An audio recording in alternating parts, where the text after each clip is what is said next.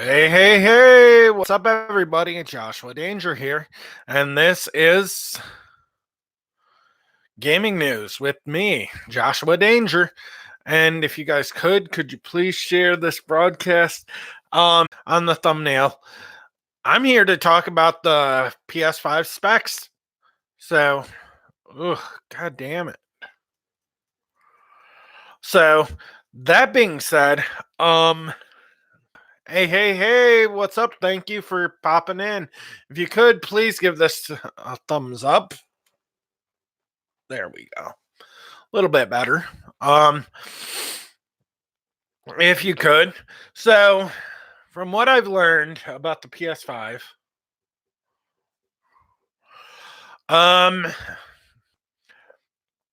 starting off with it, it is known that it is actually going to have a 3.2 gigahertz processor, which, yeah, this is just tech specs from what I found out, which I've been following this guy on YouTube for about 6 months now. His name is Colt Eastwood. He actually does a lot of chat about video games, the games that have come out. Plus, he also does a lot of spec stuff. Hey, what's up, Blue? So to get this out of the way, I'm going to go through the tech specs. Then I'm actually going to hit you guys with the price that I found out on the new PS5.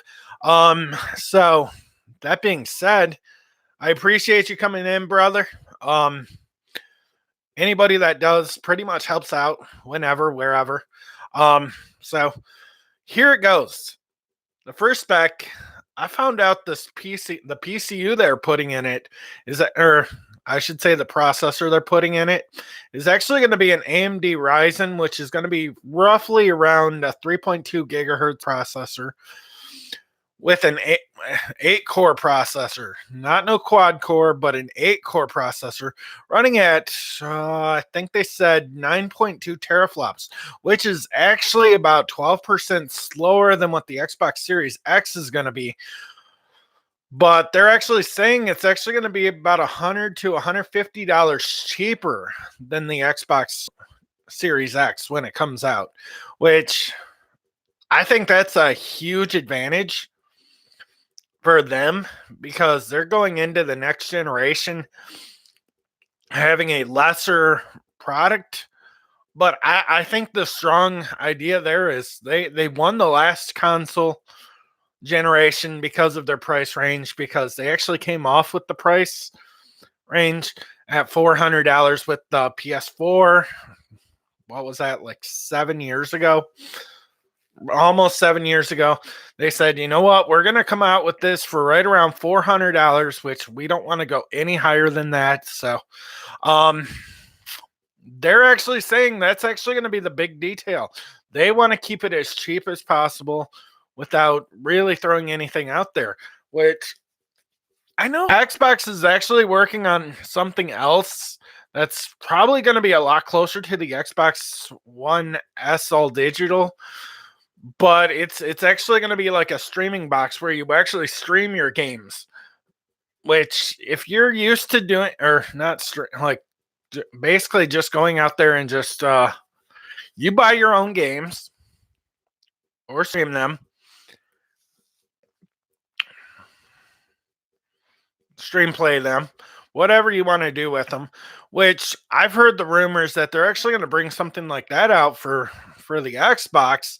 That's roughly going to probably compete around $200, which they're actually going to try to compete with, which they're going to fully succeed with, what do you call it? But with, that new Amazon product, or not Amazon, but, God, I can't even think of what that one's called. But I think PlayStation coming out with a $400 price tag is actually a pretty decent idea, knowing that Xbox is going to have bigger components, bigger everything. But it's going to have a 3.2 gigahertz processor, which runs at 9.2 teraflops per second. So That's not that bad, which that's actually about what actually a little like 5 teraflops faster than what the original Pro was, or the PS5 PS4 Pro was. Um which they're saying it's actually going to be able to compete with the Xbox One or Xbox Series X. Um which they're saying it's going to be easily a 10 teraflop system. Um, I've heard 10.6. I've heard possibly up to 11. Um, that being said, I think with having $100 less price tag, um, here's where it's actually going to make a huge difference. It's going to have the exact amount of RAM or RAM based memory at 16 gigs of RAM to help boost that, which that's huge right now. That is absolutely huge. Um, they're saying the GPU in it is going to run a little bit slower than the Xbox One X or Xbox Series X. Um, very very strong system altogether. Um, basically same Navi type format. It's going to be, but they're going to add a PCIe slot for the actual GPU, which I think that it's going to be an AMD Navi GPU, which is absolutely phenomenal from what I've heard. I don't know if anybody has gotten there. I think the PS5 is actually going to come out a lot stronger. I think in the long run, I don't know if PS5 is going to have. I think it's going to have the same capability to hang with the Xbox Series X. I think it is upon the first parties. Um, it's getting a 1 month jump on Xbox with GTA, which there whenever that decides to come out. We don't know about GTA 6 yet, but we know it is coming to the next gen. Um, just like everybody knew when Xbox was or when last gen was over, everybody was actually saying, "Oh, here's what we're looking at." Um, they said Doom was not going to be able to be played on a PS3 or a PS or Xbox 360 when it first came out. No, because they said the whole graphics processor was actually going to be super super high.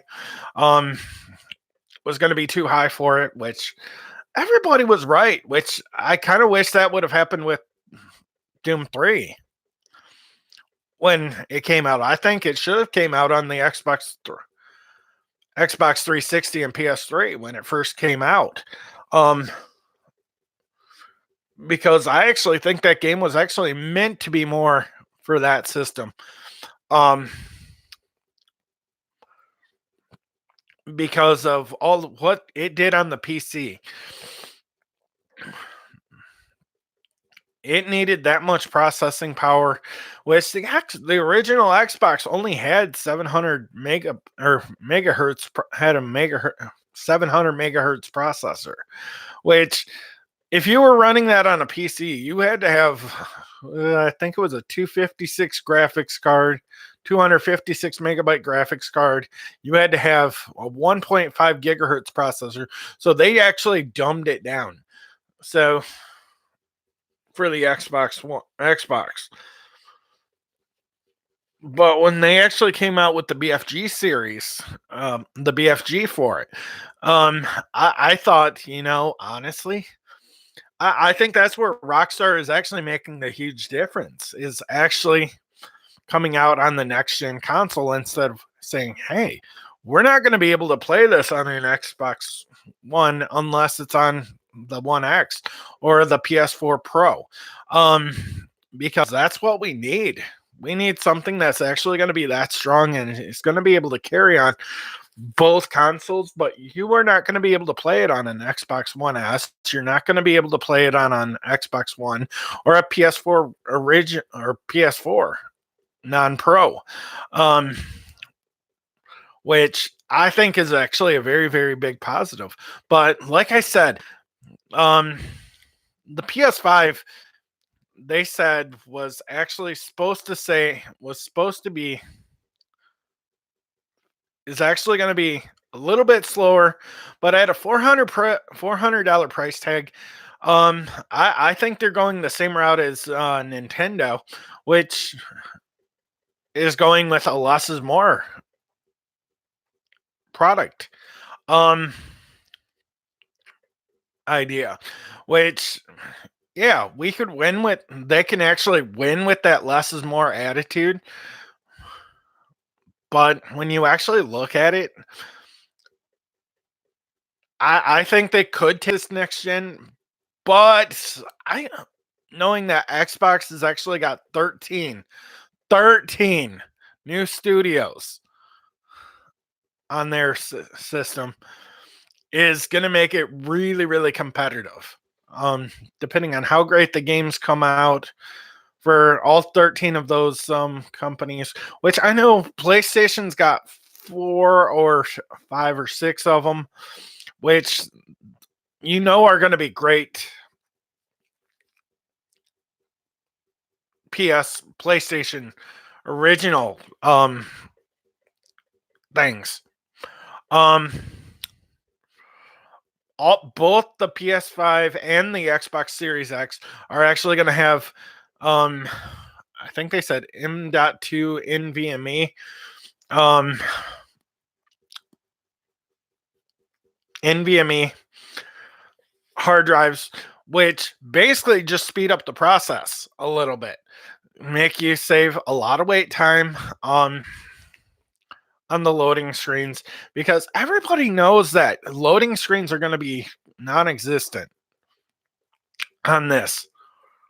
Instead of waiting a minute to a minute and a half, you're going to wait maybe 5-10 seconds for a game to load or for parts to load. Which if you play GTA 5, you actually see that a bit, because there's parts where people just randomly spawn in, and there's cars that spawn in, and there's like, dude, that's what it is. You're just waiting to see where things freaking jump off into.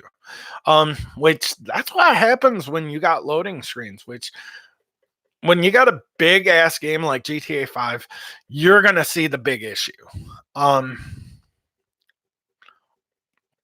You're gonna see things jump in that you're not really gonna expect.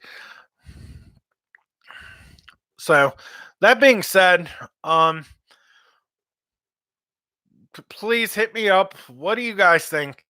Do you think the debate is actually a good one? Do you think PS5 could steal this one or could win this one again? Or do you think Xbox could reign supreme, having 13 different studios? And if you guys actually want to see more of these videos, this has been Gaming News with Joshua Danger, and I could be possibly doing more of these, especially knowing